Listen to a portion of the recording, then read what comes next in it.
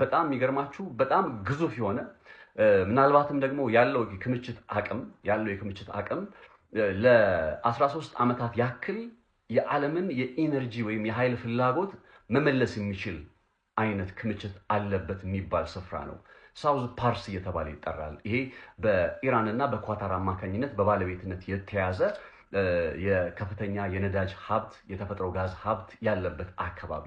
ትላንትና ታዲያ እስራኤል ይህንን ሳውዝ ፓርስ እየተባለ የሚጠራውን የኢራን የነዳጅ ሀብት የሚገኝበት ስፍራ በተለይም የተፈጥሮ ጋዝ የሚገኝበት ስፍራ ያነጣጠረ ጥቃት ፈጸመች። ይሄ እስራኤል የፈጸመችው ጥቃት ከዚህ ቀደም ከነበሩት የተለየ የሚያደርገው ምንድነው? ሙሉ በሙሉ በቃ የኢራንን የጀርባ አጥንት ለምሳሌ ያክል 70% የሚሆነው የኢራን የተፈጥሮ ጋዝ ክምችት የሚገኘው በዚህ የሳውዝ ፓርስ እየተባለ በሚጠራው ትላንት እስራኤል ባጠቃችው አካባቢ ነው።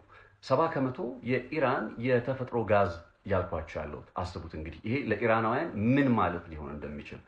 ይሄን ተከትሎ ታዲያ ነገሩ ወደ ምን ተቀየረ መሰላችሁ? ይሄ ሳውዝ ፓርስ እየተባለ የሚጠራው አካባቢ ላይ አንድ መረጃ ክሊር ለማድረግ ያክል በኢራንና በኳታር አማካኝነት የተያዘ አካባቢ ነው። የተፈጥሮ ሀብት ያለበት ስፍራ ልክ አሁን በካርታው በምስሉ ላይ እንደምትመለከቱት በኢራንና በኳታር አማካኝነት የተያዘ አካባቢ ነው። ኢራን የያዘችውን አካባቢ ሳውዝ ፓርስ እየተባለ ይጠራል። በኳታሮች ደግሞ የተያዘው አካባቢ ዘ ኖርዘርን ፊልድ ወይም ሰሜናዊው ጣቢያ እየተባለ ይጠራል ማለት ነው።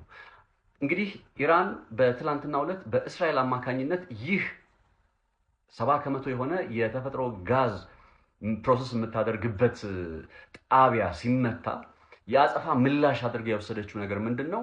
ከዛው ጎረቤት የሚገኘውን ግማሹን የተፈጥሮ ጋዝ ክምችት አለ ያልኳችሁን በኳታር የተያዘውን አካባቢ ያነጣጠረ ጥቃት ነው የፈጸመችው።